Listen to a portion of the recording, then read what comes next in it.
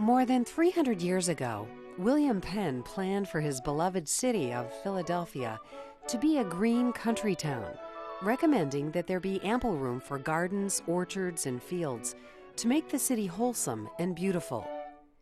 The historic city was the first in the country to deliver clean drinking water to its citizens using state-of-the-art water treatment, and in 1855 had the foresight to begin purchasing land along the Schuylkill River to help protect the city's drinking water supply.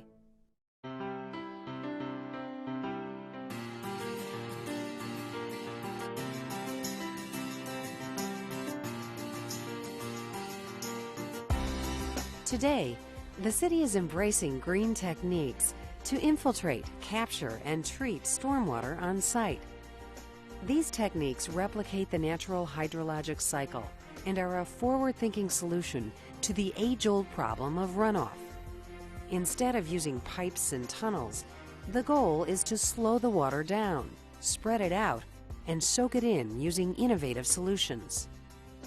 Water is extremely valuable until it hits the stormwater inlet. Then it becomes a waste product. Instead of taking that rainwater, which is perfectly good water, and having it go into our sewer system, we can infiltrate that water into the ground, thereby helping the groundwater, helping our rivers and streams, helping the ecology, and saving us some money and energy in managing and treating what rainwater then becomes a waste product in our sewer system. Green techniques beautify and cool cities, minimize flooding, and reduce the need for costly pipes and tunnels to manage stormwater. Philadelphia's Onion Flats LLC is synonymous with building and community sustainability. Through their Development Design Build Collective, they are able to design buildings with the highest ratings for energy and water efficiency, while meeting the bottom line. The city now offers incentives to builders and developers to meet clean water and other environmental goals. But Onion Flats was an early innovator who has led the way by example. When you're talking about design, especially sustainable design, it's important to have everybody at the table at the same time, right from the very start. So from the conception to the end of the project. Normally, most projects are done with engineers, builders, developers in different rooms at different times, all wanting the same thing, but ending up in such different kind of parts of the project and with different kind of ideas. You don't have the integrative approach. We've always made it be very, very important that we're all aligned from the very, very start. And it makes it easy when we're all the same people. For us, designing buildings, developing buildings isn't about being green. It's about a common sense approach to design and development, to building practices. Our primary focus is to design buildings that are models of sustainability to show that it need not cost any more to build green. The cost of building sustainably is no more, ultimately, than building a standard code house. In this example, for instance, Thin Flats, the houses are selling in a market that's not selling at market value, which is unheard of right now. In 2009, Onion Flats completed the Thin Flats development.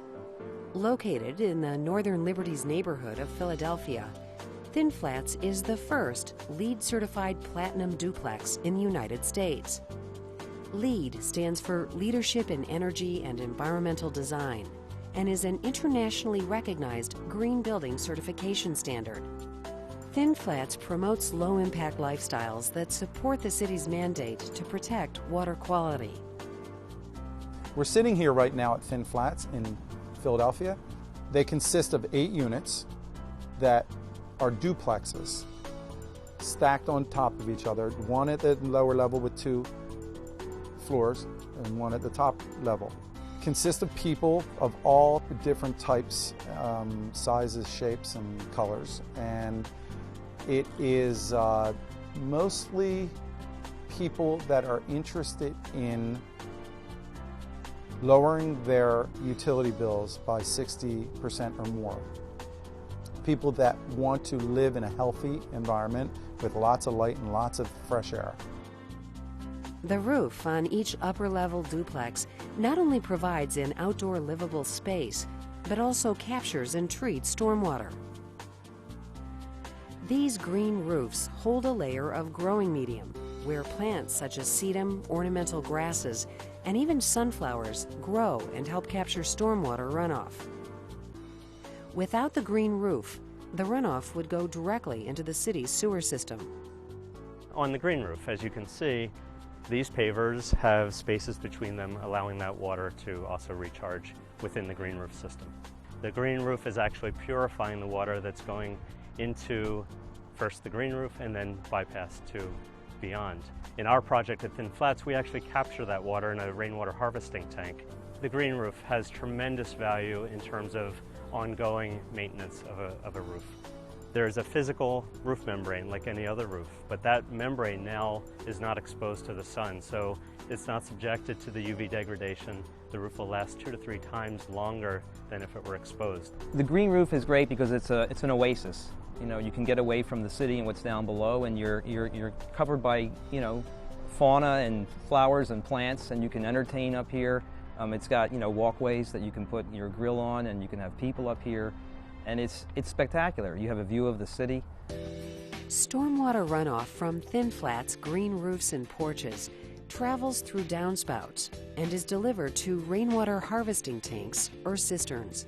These cisterns are located under the rear parking area and can store several thousand gallons. The water can then be used for car washing and irrigation, among other uses, through the numerous hydrants that are located on the property. Water conservation practices were also incorporated into the interiors of Thin Flats.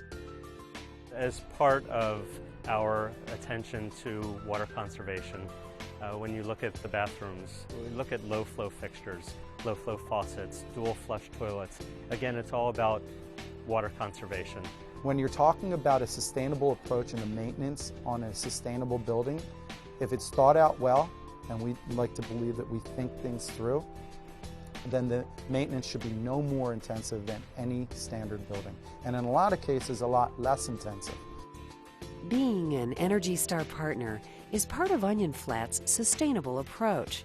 To date, they have built 11 homes that are ENERGY STAR certified, including Thin Flats. By choosing ENERGY STAR, homeowners and businesses can save money on their utility bills. According to 2008 estimates, the ENERGY STAR program saved Americans $18 billion on utility bills. The benefit of being an ENERGY STAR partner for Onion Flats is that we're putting the best appliances into the homes with the best efficiency. And it makes sense that we use ENERGY STAR products in our homes. And new home buyers are taking into consideration sustainability and green techniques when selecting a new home. I lived at Thin Flats since March 1st, 2009. A lot of detail and thought went into it. So that drew me immediately because I knew there was a purpose for everything. And it was done very intelligently.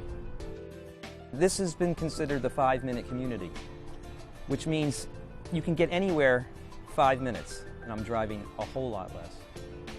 I have public transportation here, so I'm not using my car anywhere near as much as I would.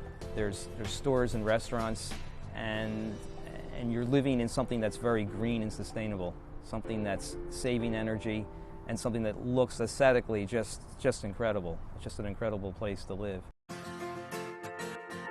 The application of green techniques to control stormwater is gaining in popularity across the country. In the vast majority of cases, the U.S. EPA has found that implementing well-chosen green techniques can save money for developers, owners, and communities, along with helping to protect and restore water quality, reduce energy consumption, and improve the quality of life. We like to consider the 3P approach: people, planet, and profit. If you don't consider people and their needs, it's not going to work. If you don't consider the planet, it's not going to work, because especially in this environment, it's very, very important to look at our environment as something that we've been given one of and create it as something that we're responsible for. And then profit. If you can't make it feasible for someone to make a profit out of it or to earn an income from it, it's not going to be sustainable. We need to think as a society, how responsible do I need to be when I design and build a property to everyone else? And my answer to that is extremely responsible.